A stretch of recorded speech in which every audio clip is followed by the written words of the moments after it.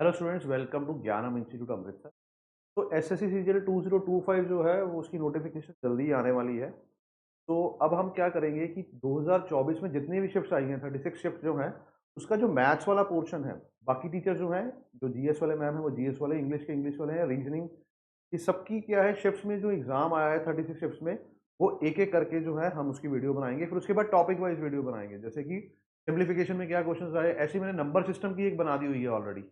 तो आप number system अगर आप प्रिपेयर कर रहे हैं तो नंबर सिस्टम प्रिपेयर करने के बाद आप ये देख सकते हैं 2024 में जो क्वेश्चंस आए हैं वो आपको आते हैं कि नहीं। ठीक है, तो हम फर्स्ट शिफ्ट से स्टार्ट करते हैं, ऐसे करते करते 36 शिफ्ट्स को पूरा करेंगे और साथ में हम टॉपिक वाइज भी साथ साथ में वीडियोस अपलोड करेंगे। ठीक है, तो स्टार्ट करते हैं CGL first question, first shift का फर्स्ट टाइम का फर्स्ट क्वेश्चन।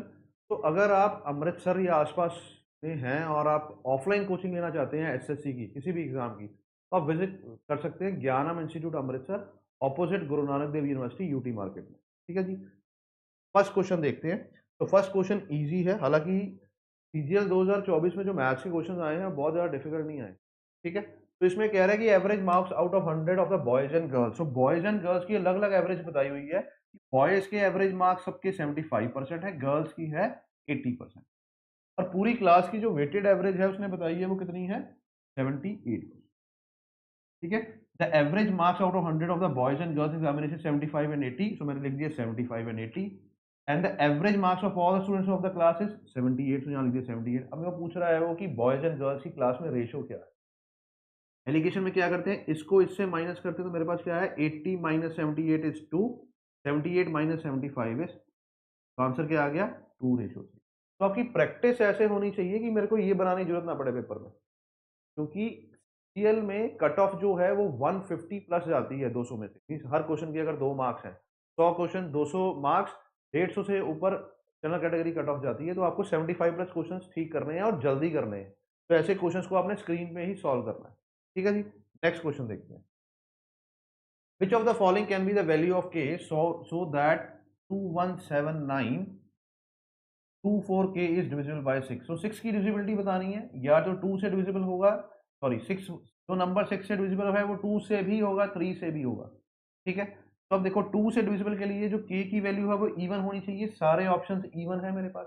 तो मैं क्या चेक करूंगा, 3 की डिविजिबिलिटी। 3 की डिविजिबिलिटी कैसे चेक करते हैं, sum of digits of this number. तो सम करें तो 9 का सम करने की जरूरत नहीं है, 7 प्लस 2 9, फिर काट देंगे, 4 प्लस 1 5 और 2 7, 7 प्लस के 7 में मैं क्या ऐड करूं कि 3 का मल्टीपल बन जाए।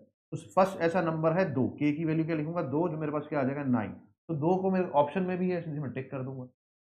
अब ऐसे कई बार ऐसा भी आ सकता है कि ऐसे कितने नंबर है जिनको मैं यूनिट डिजिट में डालूं तो ये इक्वेशन जो है, जो नंबर, सॉरी ये जो नंबर है वो 6 से डिविजिबल हो जाए। अब ध्यान से देखो, 7 प्लस ये मैंने 2 ऐड किया, 2 का देखो, अब 2 में जब 2 को ऐड किया तो 3 का मल्टीपल। अब ऐसा कौन सा नंबर है 3 का मल्टीपल, तो मैं इसमें 3 और ऐड करूंगा तो क्या आ गया 5, तो 12 भी है 3 का मल्टीपल। पर k की वैल्यू 5 नहीं हो सकती, ऑड नहीं हो सकती, क्योंकि इसको 2 से डिविजिबल भी कराना है।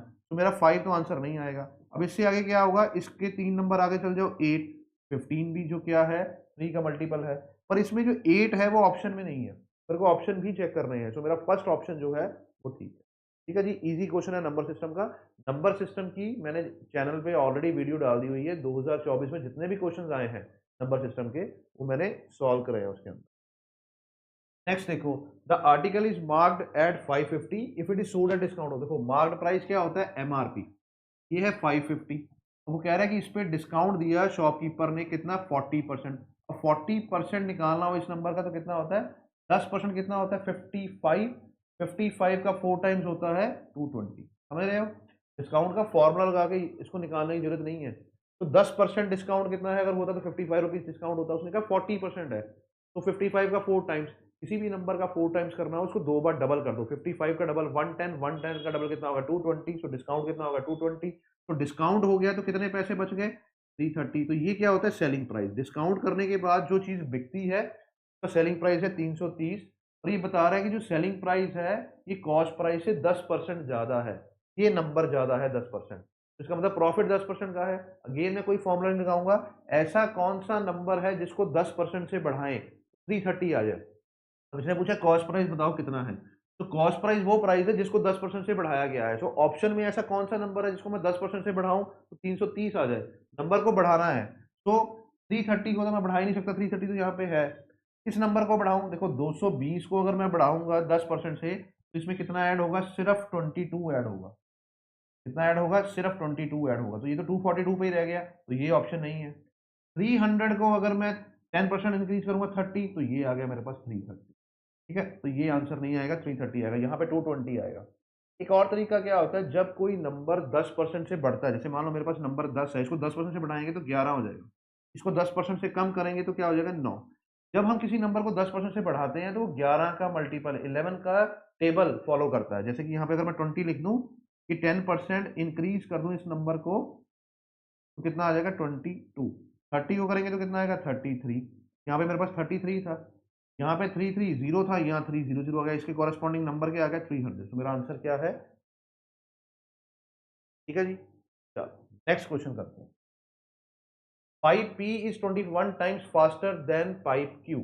तो देखो P और Q, सबसे ऊपर लिखते हैं हम कि कितना टाइम लग रहा है इनको किसी सिस्टम को, किसी टैंक को फिल करने के लिए। दूसरा हम लिखते हैं एफिशिएंसी। एफिशिएंसी क्या होती है कि पर यूनिट टाइम कितना कंटेंट ऐड हो रहा है। जैसे यहाँ पे पर यूनिट टाइम जो है मेरे को मिनट्स नजर आ रहा है, पर मिनट कितने लीटर पानी जा रहा है, वो होता है एफिशिएंसी। उसके बाद हम लिखते हैं total number of units. Total units कितनी है? थर्ड लिखते हैं। तो हम क्या करते हैं, यहाँ पे एक ऐसे वी बनाते हैं। जो एफिशिएंसी हम यहाँ लिखते हैं क्योंकि एफिशिएंसी उसने दे रखी है। वो कह रहा है कि P जो है वो 21 टाइम्स फास्टर है, तो Q की वैल्यू अगर 1 होगी तो P की कितनी होगी? 21 होगी। ठीक है जी।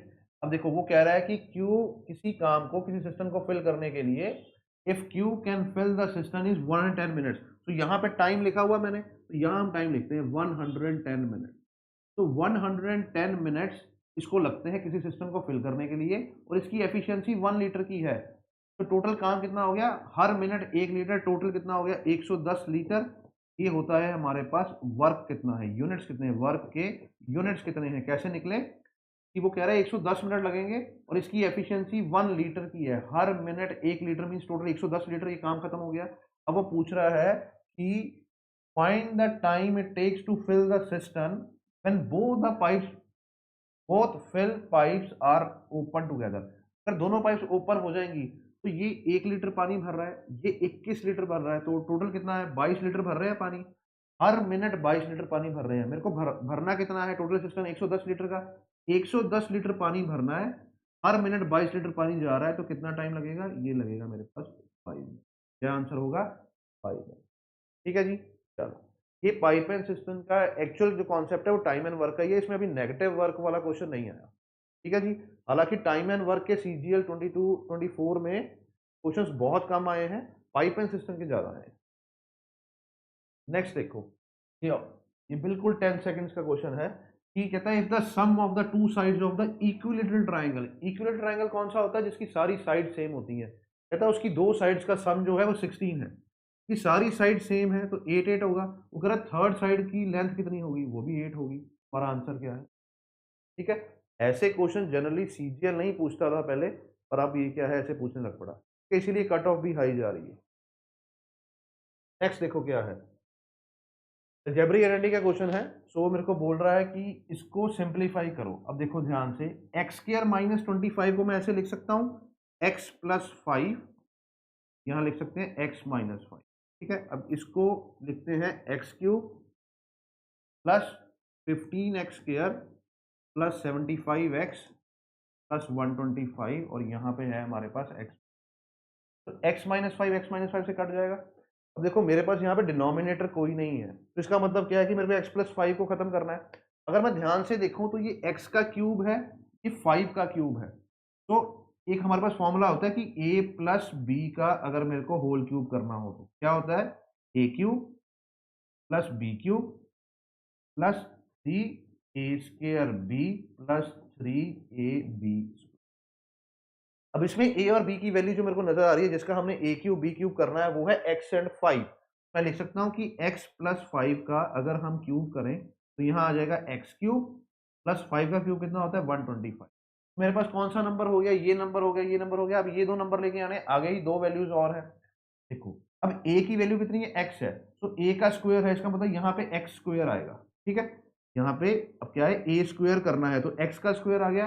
अब देखो 3 को बी से मल्टीप्लाई करना, बी कितना है 5, तो 5 इंटू 3 इज 15। क्या मेरे पास 15 एक्स स्क्वायर है, यहाँ पे 15 एक्स स्क्वायर है, प्लस अब 3ab स्क्वायर। अब मेरे को देखो x क्या है, यहाँ पे a है, सो x तो सिंगल फॉर्म में आएगा। b का स्क्वायर करना है, b का स्क्वायर 5 का स्क्वायर कितना होता है 25, 25 इंटू 3 कितना हो गया 75x, तो यहाँ पे 75x भी है।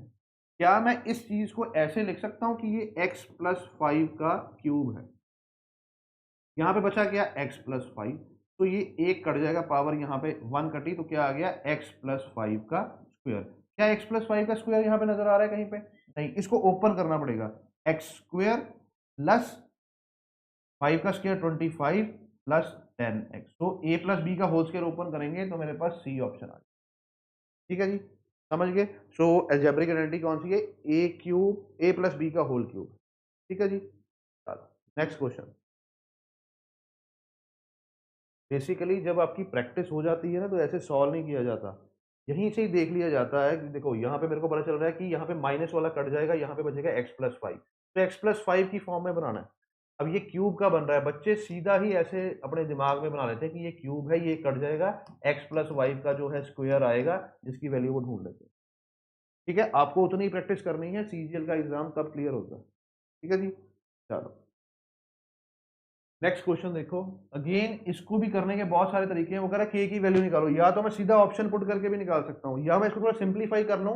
तो 88 को 8 से डिवाइड करेंगे तो क्या आएगा 11 इंटू के है, तो 11 के माइनस 3 इंटू 3 कितना होता है 9 अपॉन के 6 का स्क्वायर कितना होता है 36 माइनस, पहले क्या करेंगे मल्टीप्लाई 35, तो 36 माइनस 35 कितना हो गया 1 प्लस के स्क्वायर।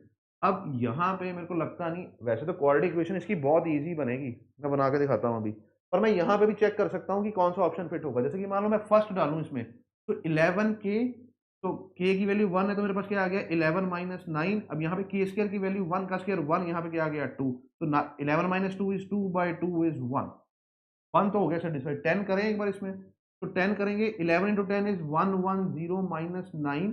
अब के क्या है 10 है, के का स्क्वायर कितना होता है 10 का स्क्वायर 100 प्लस 1 इज 101। अब ऊपर भी 101 आएगा, नीचे भी 101 आएगा, कट के क्या आएगा 1 आएगा, मेरा ऑप्शन तो 1 आ गया। अगर आप चाहते हैं कि ये मेरे को पुट नहीं करना तो हम क्वाड्रेटिक इक्वेशन बना लेते हैं।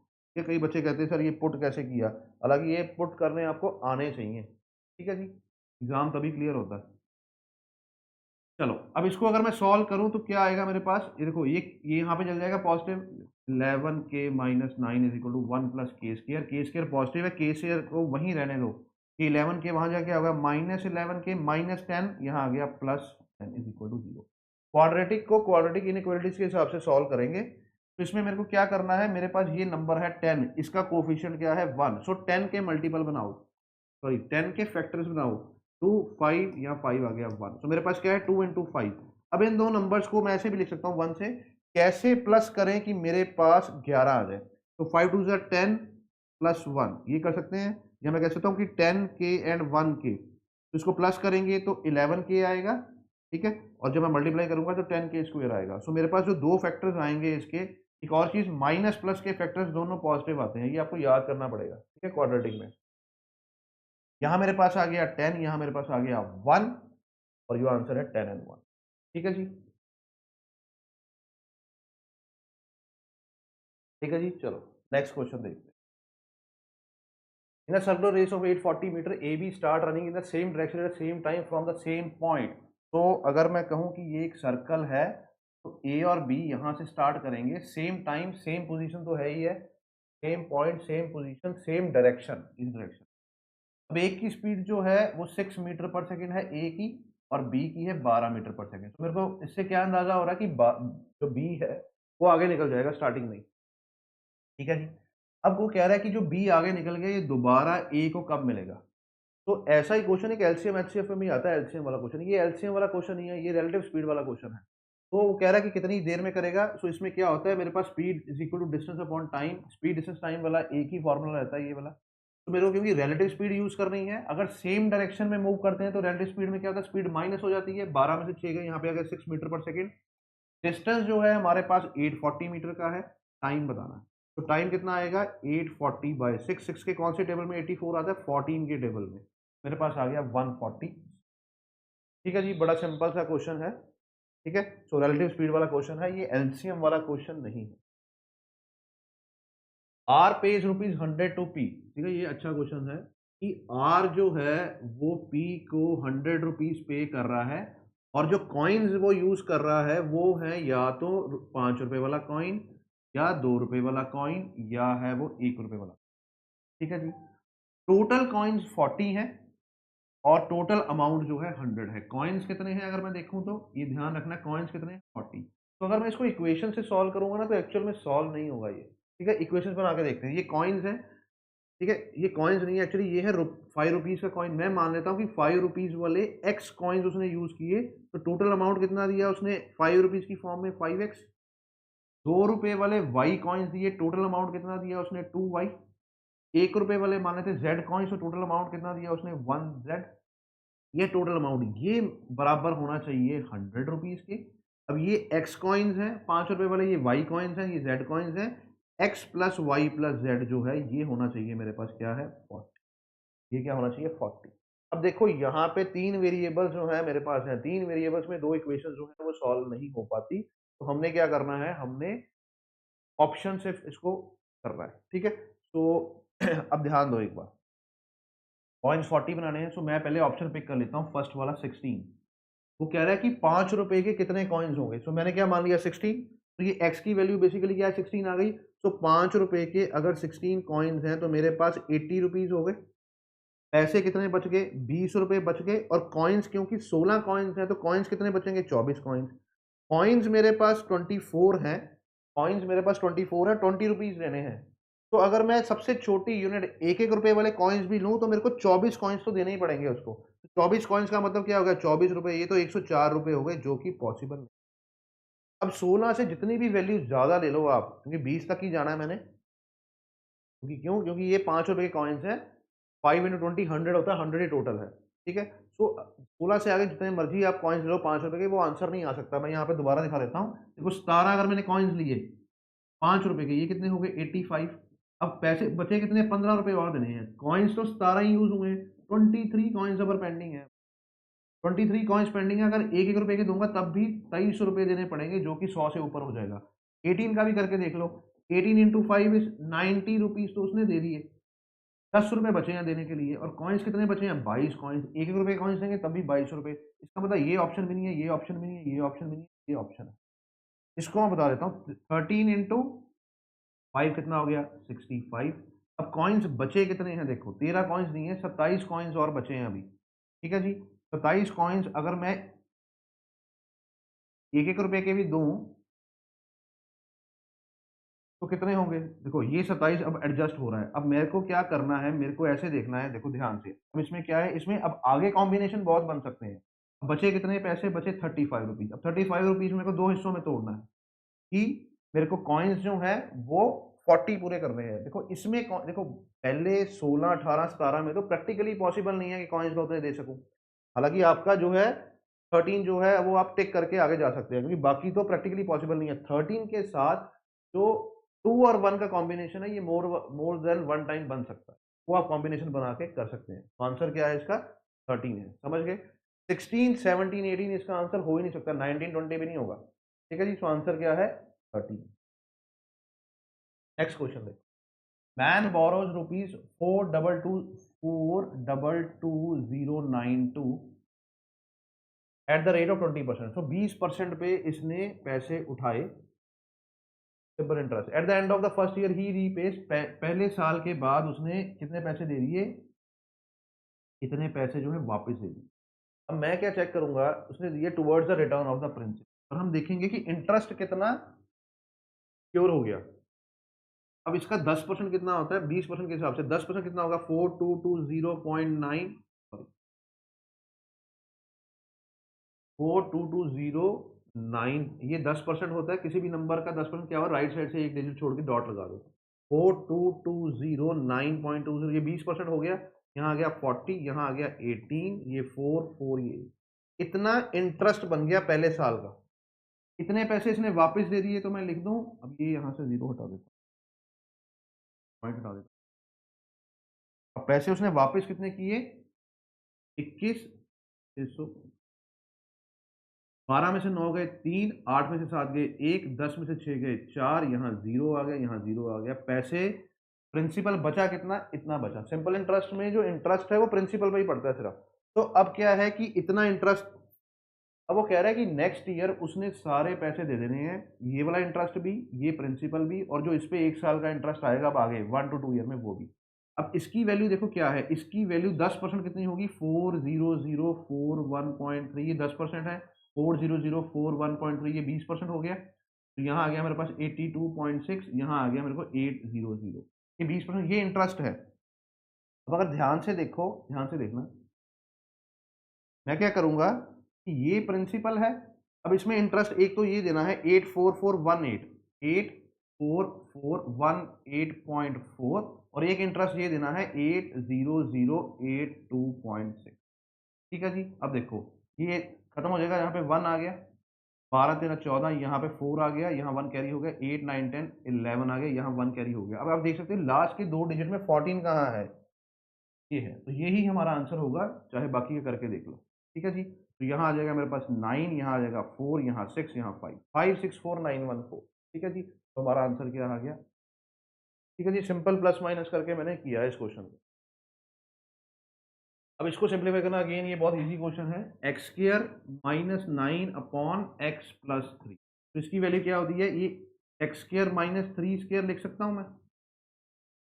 अब ए स्क्र माइनस बी स्क्र क्या होता है? एक्स प्लस 3 या ए plus B into A minus B. इसमें से एक्स प्लस 3 जो है वो कैंसल आउट हो गया, बचा कितना? X minus 3।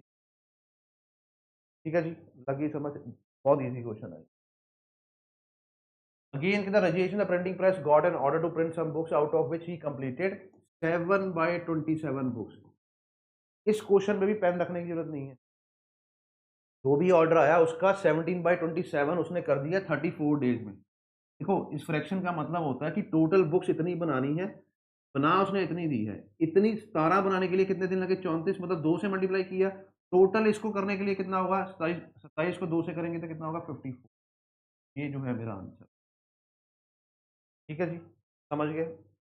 नेक्स्ट क्वेश्चन देखते हैं। A grocer professes to sell the rice at the cost price but uses a false weight of 87 grams out of for 1 kg। वो कह रहा है कि जो एक डिसऑनेस्ट डीलर है वो कह रहा है कि जितने का आया उतने का ही बेच रहा हूँ एट कॉस्ट प्राइस, पर वो 1 केजी के पीछे 870 ग्राम यूज कर रहा है। बताओ उसका प्रॉफिट कितना है? तो इसमें हम क्या करते हैं कि उसने कम कितना तोला है? 1000 ग्राम में से 870 ग्राम तोला है। कितना कम तोला है? 130। और एक्चुअल में कितना है? एक्चुअल में उसने कितना दिया है? 870। सो कॉस्ट प्राइस उसका 870 है, 130 ग्राम कम तोला है, तो मेरा आंसर होगा 13/87। इसको अगर आप सॉल्व करोगे तो हमारा आंसर आएगा 14.94। ठीक है। आप सिंपली ऐसे भी कर सकते हो, 1300 क्योंकि 100 से मल्टीप्लाई करके परसेंटेज निकालते हैं, यहाँ 87 से डिवाइड करो, आपका जो आंसर है 14 आएगा। 14 आता ही 14 वाले को टिक कर। ठीक है जी। नेक्स्ट क्वेश्चन देखो। वैल्यू ऑफ दिस बताना है। ट्रिग्नोमेट्री का क्वेश्चन है, बहुत इजी क्वेश्चन है। इसमें मैं एक चीज बता देता हूँ आपको, जैसे यहाँ पे लिखा हुआ है साइन स्क्वायर 30, अगर तो साइन स्क्वायर की फॉर्म में लिखा हुआ है तो मेरे को इसके साथ चाहिए साइन स्क्वायर जो इस नंबर को 90 बना दे, जो कि यहाँ पे है 60। अब इसकी वैल्यू जो है वो 1 होती है। क्या साइन स्क्वायर 30 के साथ कौन सा नंबर हो? कॉस स्क्वायर 30 हो तब ये क्या आ जाता है? 1। तो साइन स्क्वायर 60 और कॉस स्क्वायर 30 भी सेम होते हैं। ठीक है जी, दोनों चीजों में हम यूज कर सकते हैं। अब इस केस में क्या है, इसको मैं रब कर रहा हूं। इस केस में क्या है हमारे पास? मेरे पास एक नंबर है साइन स्क्वायर 30 और साथ में है साइन स्क्वायर 60। तो साइन स्क्वायर 30 और साइन स्क्वायर 60 जो है ये किसके बराबर होते हैं? ये होते हैं 1 के बराबर। ये भी बिना पेन रखे क्वेश्चन करने वाला है, देख के पता चल जाता है। इसका कॉम्बिनेशन इसके साथ बनेगा, तो मैंने 1 लिख दिया, यहाँ पे 1 लिख देते हैं। ये साइन स्क्वायर 40 है, 40 के साथ मेरे को क्या चाहिए 90 बनने के लिए? 50। तो ये 50 है, ये भी माइनस है, ये भी माइनस है, माइनस कॉमन लो, sine square 40 plus sine square 50 1 आ गया, माइनस बाहर लिया था, यहाँ पे आ जाएगा माइनस। मेरे पास ये नंबर भी खत्म हो गया और ये नंबर भी खत्म हो गया। अब देखो साइन स्क्वायर 45 के साथ तो 45 ही चाहिए, ये साइन स्क्वायर 45 दोनों प्लस प्लस में है, प्लस 1। अब देखो यहाँ माइनस में 55 और 35 90 होते, दोनों का माइनस कॉमन लो, ये प्लस में आ जाएंगे, प्लस में तो वैल्यू 1 आएगी, कॉमन माइनस लिया हो यहाँ माइनस आ जाएगा। +1 -1 +1 -1, मेरा आंसर कितना होगा? ठीक है जी, समझ गए, बहुत इजी क्वेश्चन है। अगला क्वेश्चन भी इसी के साथ ही है, देखो cos square same same number लेने हैं, तो इसको और इसको 90 करना है, ये 90 के दोनों मिला के, तो इसकी वैल्यू कितनी होगी, 1 हो। क्या वैल्यू होगी, 1 हो। ठीक है जी, चलो नेक्स्ट क्वेश्चन देखते हैं। Radius of two cones are in the ratio this, cone की बात कर रहा है। अब देखो volume, radius of two cones are in the ratio this and their volume are in the ratio this. तो अगर मैं कोन की वॉल्यूम की बात करूं, वॉल्यूम 1 बाय वॉल्यूम 2, तो वॉल्यूम होती है 1/3 पाई R1, ये स्क्वायर होता है H, 1/3 पाई R स्क्वायर H होता है, H1 यहाँ आ जाएगा 1/3 पाई R2 का स्क्वायर। अब जो वॉल्यूम की रेशो है वो दे रखी है 3/5। अब मेरे को देना है कि देखो 1/3 पाई 1/3 पाई तो कैंसिल हो गया। अब मैं देखूंगा रेडियस की रेशो क्या दे रखी है, रेडियस की रेशो है 2/5। तो R की वैल्यू 2 है, तो स्क्वायर करके क्या आ गया 4, H1 साथ में आ गया। यहाँ पे रेडियस की जो रेशो दी हुई है 5, 5 का स्क्वायर कितना होता है 25, यहाँ पे कितना आ गया H2, ये बराबर हो गया 3/5। मेरे को हाइट की रेशो बतानी है, H1/H2 बताना है। यहाँ आ गया 3/5, इसकी क्रॉस मल्टीप्लीकेशन कर दो 25/4, ये 5 के टेबल में आ गया, यहाँ आ गया 15/4, हमारा फर्स्ट ऑप्शन जो। ठीक है जी, ये भी अगर मैं कहूँ मेंसुरेशन में से इजी क्वेश्चन है, कोई मेल्टिंग नहीं है, कोई कुछ नहीं है, सिंपल फॉर्मूले अगर आपको याद है और रेशो से हमने। ठीक है जी, नेक्स्ट क्वेश्चन देखो। ये अच्छा क्वेश्चन है, ठीक है, इसको थोड़ा सा टाइम लग सकता है, क्वेश्चन जो है पर अच्छा है। तो अगर कोई एक क्वेश्चन स्किप करना चाहते हो पूरे क्वांट में तो ये कर सकते हो, हालांकि परसेंट इलेक्शन वाला क्वेश्चन स्किप नहीं करना होता, इजी होता है, इसमें थोड़ी कैलकुलेशन ज्यादा है। ठीक है, तो क्वेश्चन पढ़ लेते हैं। The election between the two candidates, y% of the voters did not cast their vote, y% voters vote डालने नहीं गए, यही मेरे को बताना है y% की वैल्यू कितनी है। 10% ऑफ द वोट जो थी वो कास्ट, वो डिक्लेयर्ड इनवैलिड हो गई, while all the valid votes were cast in the favour of either of the two candidates, means दो दो कैंडिडेट्स ही हैं बस। Candidate who got 59.375% of the valid votes cast were declared elected, मतलब ये इतने मार्जिन से जीत गया। The number of people eligible to vote in the election was 16,000। इसका मतलब क्या है कि टोटल हमारे पास 16,000 लोग हैं जो वोट डाल सकते हैं, 5% लोग वोट डालने नहीं गए, बाकी जो है मैं यहाँ पे कहूंगा कि वोट डालने गए, जिन्होंने अपनी वोट को कास्ट किया वो कितने हैं, 1600 में से 5% निकाल देंगे बाकी। अब इसमें से दो चीजें आती हैं, वैलिड, इनवैलिड। इनवैलिड वोट जो इसका है वो 10% है, तो ये क्या होगा 90%। किसका 90%, इसका, कास्ट वोटिंग का। अब इसमें से दो हिस्से हैं कि जो जीता है उसको मिली है 59.375% वोट। तो 100 में से अगर किसी को 59 पॉइंट, देखो वैलिड वोट्स की बात कर रहे हैं, उसको 100% मान लेंगे, उसमें 59.375% वोट्स अगर एक पर्सन को मिली है, दूसरे को कितने मिलेंगी 40.625%। ठीक है जी, तो 375,625 भी आपको पता होना चाहिए अगर आपको फ्रैक्शंस आती हैं। 37.5 होता है 3/8 की फ्रैक्शन की परसेंटेज, और 625 होता है 5/8 की फ्रैक्शन। ठीक है, अब इनमें जो वोट्स का गैप है, मतलब ये जो जीता है वो जीता है 2484 वोट से, इनमें जो गैप है वो मेरे को जो नजर आ रहा है वो आ रहा है 18.750, 18.75, 18.75 जो है हमें दिख रहा है, इनमें गैप है।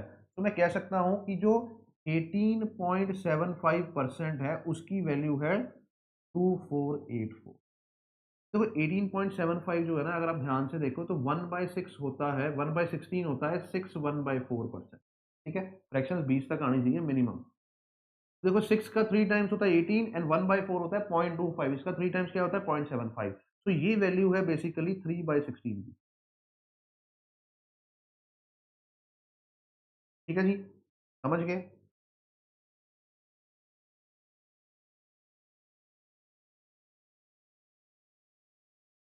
अब इसका मतलब होता है कि 3 पॉइंट्स की वैल्यू ये 16 की क्या होगी, 16 की क्या होगी 2484 डिवाइडेड बाय 3 इंटू 6। समझ रहे हो, इनका गैप जो है वो 3/16 है, जो टोटल होगा वो 16 है। टोटल मीन्स टोटल जो वोट्स पड़ी हैं यहाँ पे वैलिड वोट्स हैं वो 16 है। ठीक है, उसमें से इनमें से गैप 3 का है। तो अगर मैं इसको करूं, यहाँ पे मेरे पास आ गया 8288। अब इसको 16 से मल्टीप्लाई करना है, 10 से करेंगे तो क्या आएगा 8280, 5 से करेंगे तो 4140, 1 से करेंगे तो 828, ये 16 हो गया। यहाँ 8 आ गया, यहाँ 4 आ गया, यहाँ 2 आ गया, यहाँ 13248। सो ये जो वोट्स हैं ये 13248 हैं, जो कि 90% हैं। तो मैं कहूँगा अगर ये वोट कास्ट कितनी हुई है, इसका जो 90% है वो हमारे पास आ गया 13248। अब इसको 9 से कट करना है, तो 9 से कट करने का तरीका क्या है, देखो ये 9 का मल्टीपल ही आ रहा है, ये 18 आ रहा है इसका सम। तो 9 1 जा 9 बचा गया 42, 4 जा 36 बचा कितना 64, 7 जा 63 और ये 2 बचा तो 2 जा 18। तो बेसिकली जो वोट कास्ट हुई है ये हुएंगी 1472 और ये 10 से मल्टीप्लाई करके 14,720। ध्यान से सुनो, 16,000 टोटल बंदे एलिजिबल थे वोट डालने के लिए, 14,720 जो हैं वो वोट डालने गए हैं। ठीक है, तो कितने वोट डालने नहीं गए वो हमने बताने हैं, 1,000 पूरा पूरा और 280। तो 1280 लोग वोट डालने नहीं गए, जो कि y% है। तो 1280 लोग वोट डालने नहीं गए, कितने में से, 16,000 में से। अब देखो 10% से कम है, 10% से क्या है, कम है। तो मैंने देखना है कि 16 के कौन से टेबल में 128 आ रहा है, 16 का 32, ये 8 के टेबल में आ, ये और ये मेरे पास 1% है, यहाँ 1% की वैल्यू कितनी है, 160, और 8 के टेबल में ये आएगा 1280। मेरा आंसर क्या आएगा, 8%। ठीक है जी, समझ गए। तो ये मैंने पूरा एक्सप्लेन कर दिया कि ऐसे होता है, हालांकि हम इसमें कई स्टेप छोड़ के भी आंसर निकाल सकते हैं। क्या आपको लगेगा बड़ा लंबा है, बात है कि ये आपको कॉन्सेप्ट पता है कि नहीं, ये भी इंपॉर्टेंट है कि वैलिड वोट्स क्या होती हैं, इनवैलिड वोट्स क्या होती हैं, ये सब चीज़ें जो है आपको पता है अगर, फिर तो क्या चेन रूल से भी निकाला जा सकता है। बेसिकली मेरे को ये देखना है कि ये और जो इसके ऑपोजिट वोट डली है उसमें जो है 18.75% का डिफरेंस है, जो कि 2484 के बराबर है। तो मैं जब इसका 100% निकालूंगा तो मेरे पास आ जाएंगी वैलिड वोट, क्योंकि 90% है, उसका 100% निकालूंगा तो वोट कास्ट आ जाएंगी। कास्ट कितनी हुई है और नई कितनी हुई है, इसको मिला के 16,000 है, तो बचेगी हमारे पास 1280 जो लोग डालने नहीं गए। ठीक है जी, चलो नेक्स्ट क्वेश्चन देखिए। नेक्स्ट क्वेश्चन है कॉन्ग्रुएंसी ऑफ अ ट्राइंगल्स में। कॉन्ग्रुएंसी जो होती है इसकी क्या है, कंडीशंस होती हैं। तो अगर कंडीशंस आपको याद हैं तो इजीली टिक हो जाएगा, क्योंकि वो कह रहा है कि बताओ कि कौन सी स्टेटमेंट सफिशिएंट है to conclude that two triangles are congruent, they have two equal sides and same perimeter. ध्यान से सुनो, अगर दो साइड्स मान लो ये सेम है, ये भी सेम है, और वो कह रहा है पेरीमीटर भी सेम है, तो पेरीमीटर कब बनता है, जब ये तीसरी साइड भी सेम होगी। तो तीसरी साइड सेम होगी, इसका मतलब क्या है, ये वाली कंडीशन दे रहा है, 3 साइड्स वाली। कॉन्ग्रुएंसी में कंडीशंस होती हैं, तो सबसे पहले हम पढ़ते हैं कि अगर all sides are equal then they are congruent. ये कॉन्ग्रुएंट बेसिकली होता क्या है, सेम ही चीज होती है जिसकी हमें देखते हैं हम डिफरेंट डायरेक्शन से हैं। ठीक है, उसको अगर हम रोटेट कर देंगे तो वही बन जाएगा जो ट्राइंगल दिख रहा है। ठीक है जी, तो दो ट्राइंगल कॉन्ग्रुएंट कब होंगे, एक कंडीशन है जब तीनों साइड सेम होगी। तो पहली लाइन में ये लिखा हुआ टू इक्वल साइड, दो साइड्स इक्वल है, पेरीमीटर भी सेम है, पेरीमीटर भी पूरा डिस्टेंस भी सेम है, तो तीसरी साइड भी सेम होगी, तो मेरा यही आंसर ठीक होगा। बाकी आप पढ़ लेना, बाकी कंडीशन जो है वो सेटिस्फाई नहीं हो रही। ठीक है जी, चलो नेक्स्ट क्वेश्चन देखो। कहता है इफ cosecant थीटा इज 5/3। अब देखो, अब आपको ना टेबल याद करना पड़ेगा, टेबल और कुछ कुछ जो आपको फॉर्मूलेज हैं वो याद करने हैं। जैसे मैंने आपको कहा था कि sine square theta plus cos square theta जो है वो 1 होता है। ठीक है, ऐसे ही अगर मैं बोलूं कि सीकेंट स्क्वायर थीटा -1 या फिर 1 प्लस कॉट स्क्वायर थीटा, इसकी वैल्यू क्या होगी, तो ये भी आपको पता होना चाहिए। ठीक है जी, तो ये सीकेंट स्क्वायर थीटा -1 एक्चुअल में कॉट स्क्वायर थीटा ही होता है, सॉरी ये होता है टैन स्क्वायर थीटा। ठीक है, तो यहाँ पे इसकी वैल्यू जो है वो होती है कोसेकेंट स्क्वायर थीटा, इसकी वैल्यू जो होती है वो होती है कॉट स्क्वायर। ठीक है जी, सो इसके साथ ही मैं लिख सकता हूँ कि वहां से लिख दें, और ये टैन स्क्वायर बार बार कॉट लिखी जा रहा हूँ, ये आना है tan square, tan square theta. तो मैं लिख सकता हूँ कि secant square theta minus tan square theta जो है ये 1 के बराबर होता है। ठीक है जी, तो cosecant square theta minus cot square theta जो है ये 1 के बराबर। ये तीन सबसे स्टार्टिंग में हम याद करते हैं। ठीक है, तो इसके बाद अब देखो इसमें क्या है, मेरे पास सीकेंट स्क्वायर थीटा -1 दे दिया, सीकेंट स्क्वायर थीटा -1, तो किसके बराबर हो गया, टैन स्क्वायर थीटा। अब टैन स्क्वायर थीटा और कॉट स्क्वायर थीटा ये इनवर्स होते हैं, ये आपस में कट जाएंगे। ठीक है, बचा गया 1 plus cot square theta, 1 plus cot square, ध्यान से देखना, ये माइनस कॉट स्क्वायर थीटा वहां जाके क्या होगा, 1 प्लस कॉट स्क्वायर थीटा, इसकी वैल्यू कितनी है, कोसेकेंट स्क्वायर थीटा।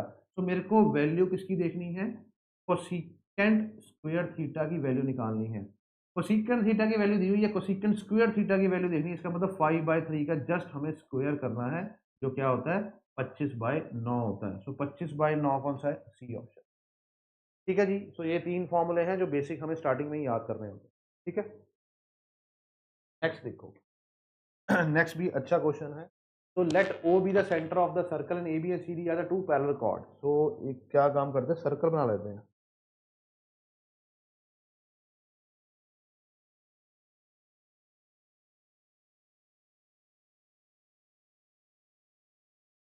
चलो, अब देखो ये मैं बनाता हूँ इसका डायामीटर। ठीक है, ये डायामीटर है जिसका जो सेंटर है वो क्या है हमारे पास ओ।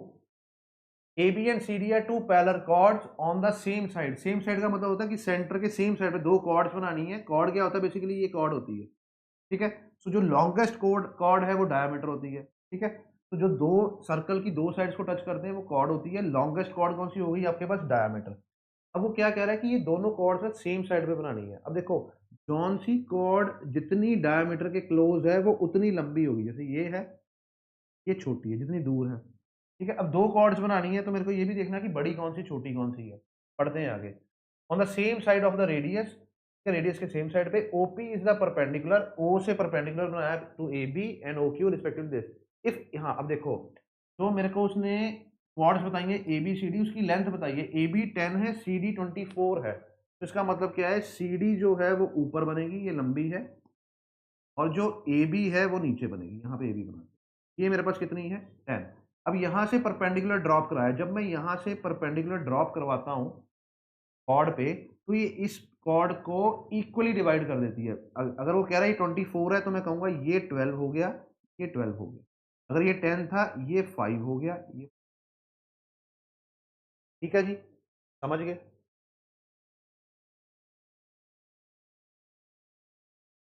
अब क्या कह रहा है वो कि जो मेरे पास यहाँ पे पॉइंट्स लिख देता हूँ कि OP is a perpendicular to AB। AB क्या है? यहाँ पे P है।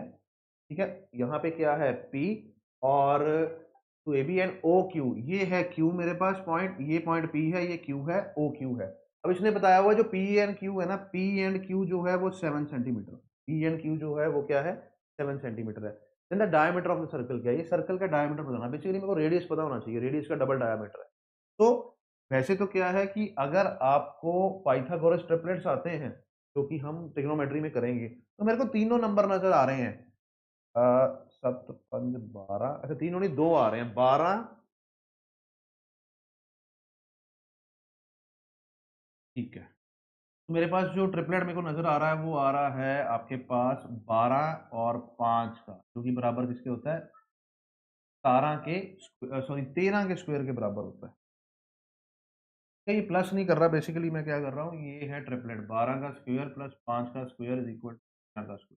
तो 12 कितना होता है? 144। इसमें अगर मैं 25 ऐड कर दूंगा तो कितना हो जाएगा? 169 हो जाएगा। तो ये 12, 5 और 7 या 13 याद रखना था। अब ध्यान से देखना इसको सॉल्व कैसे करते हैं। ये जो है यहाँ से अगर मैं यहाँ पे एक एंगल बना दूं, ये ट्राइंगल बन गया। ये सेंटर से अगर मैं सर्कल की साइड, सर्कल की बाउंड्री पे टच करूँ तो ये रेडियस बन जाता है। ठीक है, ऐसे ही मैं इसको ऐसे करूंगा तब भी ये हो जाएगा। अब इसके, ये दोनों ही मेरे पास क्या राइट एंगल ट्राइंगल है। तो इसके बेस पे मेरे को बनाना क्या है? इसके बेस पे मेरे को बताना है कि ये दोनों हाइपोटेन्यूज हैं। ठीक है, दोनों क्या हाइपोटेन्यूज है। अब ध्यान से देखो, एक जगह मेरे को 12 नजर आ रहा है, ये वाली साइड 12 नजर आ रही है, ये साइड क्या आ रही है? 5 नजर आ रही है।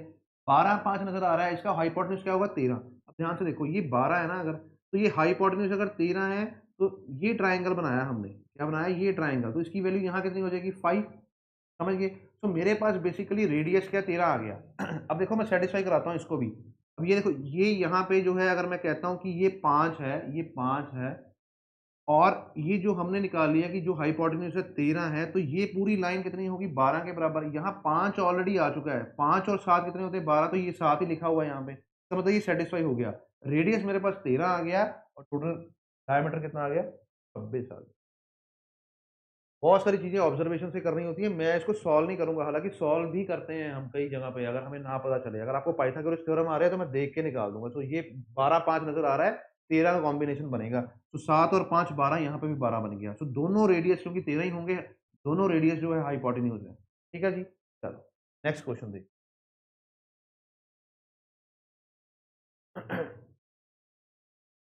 The distance between the centre of the two circles, तो ये दो सर्कल्स हैं, बना लें सर्कल दो।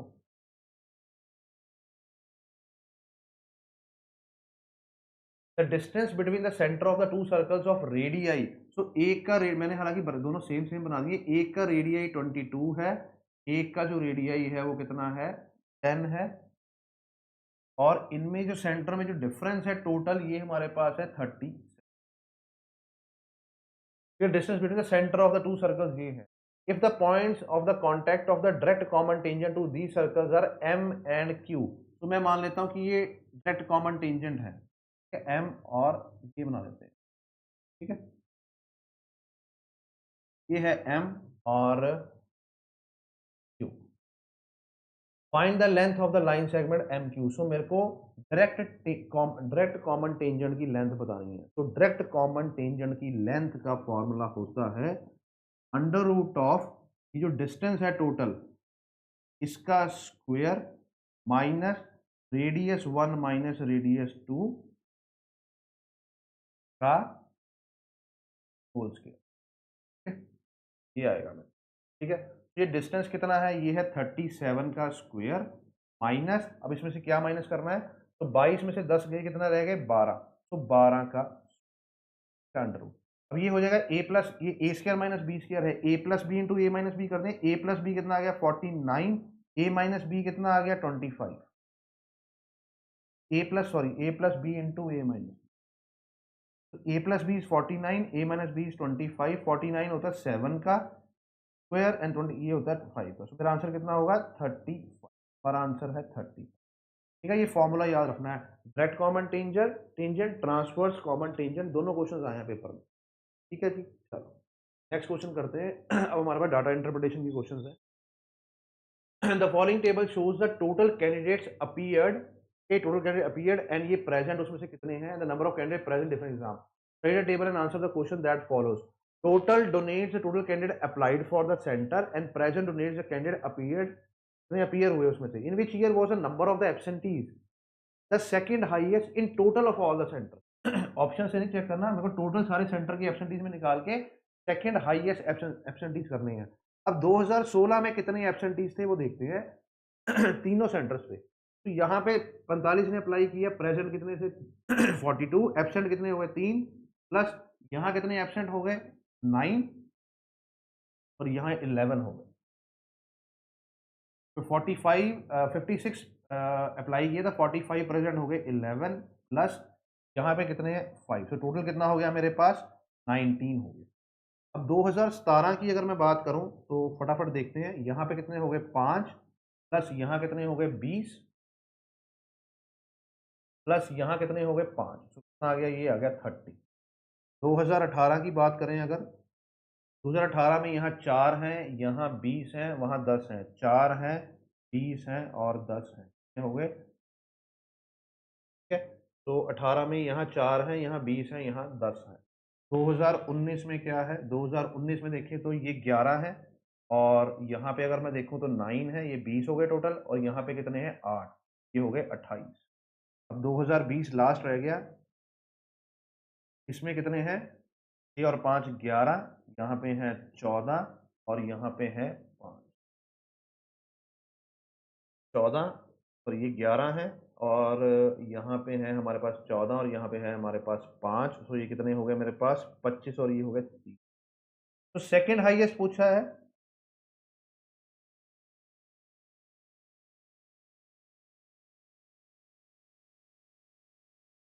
दो हजार सेकेंड हाईएस्ट पूछा है मेरे से।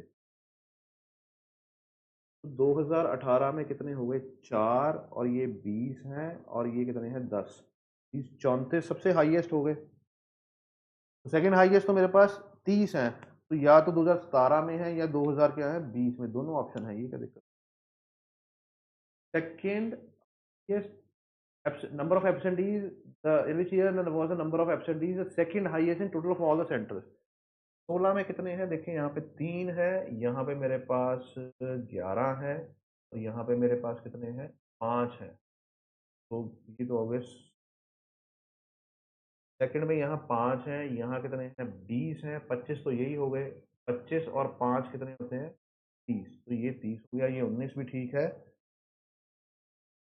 ये 30 भी ठीक है। आगे है 4 1 है, यहाँ पे फिर 20 है,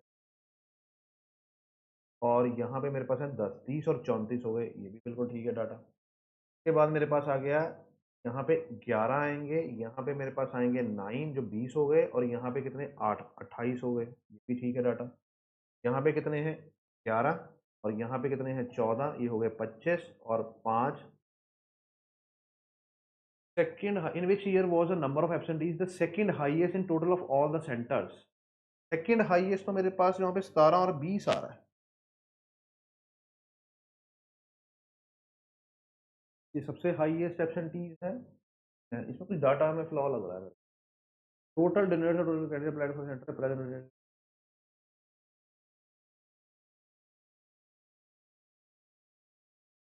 तो एक बार देख लेना, ये मैंने डाटा बना दिया है, आप देख लेना कि सेकंड किस में है, हालांकि मेरे को लग रहा है कोई ऑप्शन में या फिर यहाँ डाटा में जो है कोई दिक्कत है। ठीक है जी, चलो नेक्स्ट क्वेश्चन देखते हैं।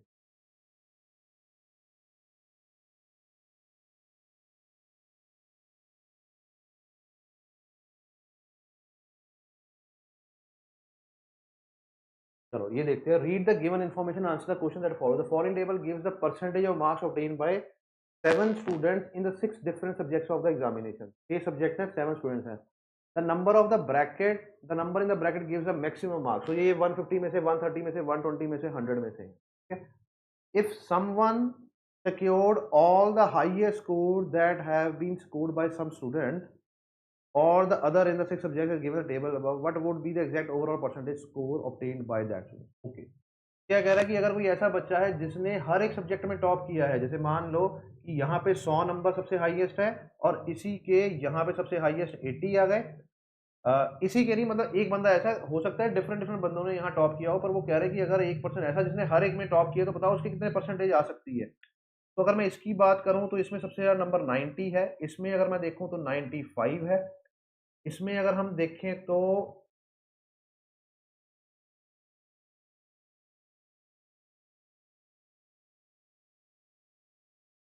इसमें अगर हम देखें तो हमारा जो नंबर है वो है 90, पर यहाँ पे ना 60 गलत है, डाटा यहाँ 160 होना चाहिए मेरे को लगता है, क्योंकि 60 में से 90 नहीं ना आ सकती, तो 160 कंसीडर करके चलेंगे इसको, देखते हैं फिर आंसर आता है कि नहीं। अब इसमें सबसे हाईएस्ट कौन सा है, 90 है। तो बेसिकली मार्क्स कितने आ रहे हैं मेरे पास, 90 90 90। ठीक है, तो ये हो गया 270, तो एक हो गया, यहाँ 100 मार्क्स आए हैं, ये 370 हो गया, मेरे को बचा कौन सा, 80 और 95 बच गया, यहाँ 80 और 95 बच गया, तो 95 है तो यहाँ 5 आ गया, तो यहाँ आ गया मेरे पास 24।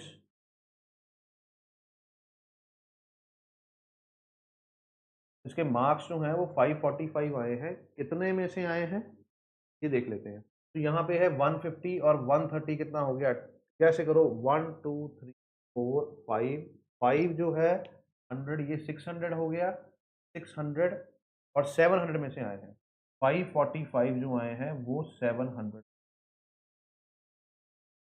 जो कि यहाँ पे बात नहीं बन रही। तो ऐसे करते हैं 60 ही लेके चलते हैं, 60 ही मैं लेके चलता हूँ, क्योंकि लेना पड़ेगा, इससे क्या है 90 प्लस वाला आंसर नहीं आया। ठीक है, तो अब मैं देखूँ तो यहाँ पे कितना आ गया मेरे पास, यहाँ पे आएगा 600, 600। ये बताना है कि 545 मार्क्स जो हैं वो 600 के कितने परसेंट है।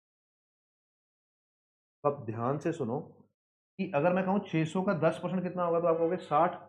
अब जो 10% है वो अगर 60 है, क्योंकि मैं देख रहा हूँ जो है 60 के 9 के टेबल में, मीन्स 90% की अगर मैं वैल्यू देखूँ तो कितनी आ जाएगी, 540 आ जाएगी। तो 540 से कितने मार्क्स ज़्यादा है, 5 मार्क्स ज़्यादा है 600 में से, 5 मार्क्स ज़्यादा है 600 में से। तो मेरे पास क्या है, 90% प्लस कितना आएगा, जो 600 मार्क्स का 5 का परसेंट बनता है, तो ये बन जाएगा 5/6। 5/6 होता है 0.83।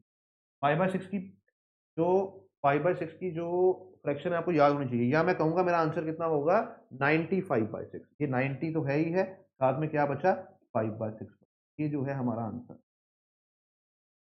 ठीक है जी, लगी बात समझ, हालांकि डाटा फ्लॉड है थोड़ा सा, 60 में से 90 मार्क्स नहीं आ सकते, और हालांकि ऑप्शन मैच कर गया। ठीक है जी, चलो नेक्स्ट क्वेश्चन देखिए। The given table shows the percentage of marks obtained by 3 students in 3 different subjects. Okay. Maximum marks are given in brackets. In order to pass the exam, a minimum of 105 marks are needed in history. History में 105 number चाहिए. How many students have passed the examination? तो आएगा. ठीक है? इसमें क्या आएगा? देखो या तो अगेन मैं कह रहा हूँ इस डाटा के हिसाब से इसका आंसर जीरो आएगा. हो सकता है डाटा कॉपी करने के टाइम पे कोई दिक्कत हो रही हो, पर क्योंकि जीरो ऑप्शन भी दे रखा है तो आंसर जीरो हो सकता है. ठीक है जी, अगली बात समझ. नेक्स्ट क्वेश्चन देखो, 4 क्वेश्चन डाटा इंटरप्रिटेशन से, ये एक ही शिफ्ट में आए हैं ये. तो foreign table shows a marks out of 100. ये आउट ऑफ 100 मार्क्स है, जैसे कि ये 100 है, ये 100 है, तो टोटल 1 2 3 4 5 है. सो इसका मतलब 500 में से मार्क्स हैं हमारे. The who obtain 79% marks in all the subjects taken together. किसने 79 मार्क्स ऑब्टेन किए हैं? 79%. तो ये करने से पहले ना एक बार मैं ये देखूं कि 79% लेने वाले को नंबर कितने चाहिए. 79 होती है एवरेज, और इसका 5 से मल्टीप्लाई करो, 45, 390. तो मार्क्स कितने आने चाहिए? 395 आने चाहिए. मार्क्स कितने आने चाहिए? 1 2 3 4 5, 5 को मल्टीप्लाई किया 79 से. तो मेरे को ऐसे मार्क्स चाहिए जिसके यूनिट डिजिट में 5 आए. पहली तो ये बात है. तो देखो ये 5 है, ये 10 हो जाएगा, ये 5. तो पहले वाले में 5 आ रहा है. दूसरे वाले अगर देखो तो 9 और 6 5 होते हैं. तो यहाँ पे क्या है? फिर 8 और 4 कितने हो गए? 2. तो ये आंसर नहीं होगा. समझ रहे हो? यूनिट डिजिट में 5 लेने के लिए 9 और 6 5 हो गया. अब 5 में जब मैं 8 ऐड करूंगा तो कितने हो जाएंगे? 13, 3 3 और 4 करेंगे ऐड तो 7. 7 नहीं चाहिए हमें. 4 और 3 7, 7 में 7 किया तो 14, 4 बच गया. 4 और 5 क्या होते हैं? 9. 9 भी नहीं चाहिए, तो ये भी नहीं होगा. तो 6 और 5 11, 1 1 और 6 7, 7 और 6, सॉरी 6 और 5 11, 7 7 6 13, 3 3 8 11, ये भी नहीं होगा. पहला ही ऑप्शन लग रहा है मेरे को. ये हो गया 8 16 24 25 26, ये भी नहीं होगा. तो आंसर हमारा वही होगा. तो प्लस करके देख लेते हैं. तो 90 और 80 कितना होता है? 170. ये हो गया 170. अब इसमें ऐड क्या करना है? 65 और 75 होता है 140. रह गया 85. ये आ गया 5 12 12 और ये 19 3. बिल्कुल ठीक है. तो आंसर आएगा तरुण. आंसर क्या आएगा मेरे पास? तरुण आएगा.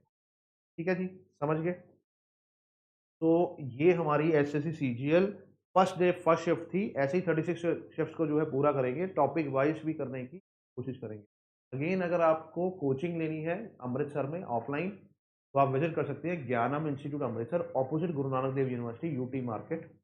यहाँ जो आपको फैकल्टी मिलेगी वो सारी मोस्टली फैकल्टी हमारे पास ऐसी है जो ऑलरेडी गवर्नमेंट एग्जाम्स क्लियर करके जॉब करके वापस आई. ठीक है. तो सीजीएल वाले इंस्पेक्टर मैम भी हैं हमारे पास, बैंक के पीओज भी हैं हमारे पास, ऑफिसर्स जो ब्रांच मैनेजर्स रहे हैं. ठीक है. हमारे पास पंजाब गवर्नमेंट के ऑफिसर्स भी हैं जो छोड़ के आए हैं. तो अगर पंजाब के एग्जाम करने हैं, बैंकिंग करनी है या एसएससी करना है, हर एक सेगमेंट में हमारे पास टीचर्स हैं जो जॉब एक्चुअल में क्लियर करके जॉब करके आए हैं. All the very best for SSC 2025.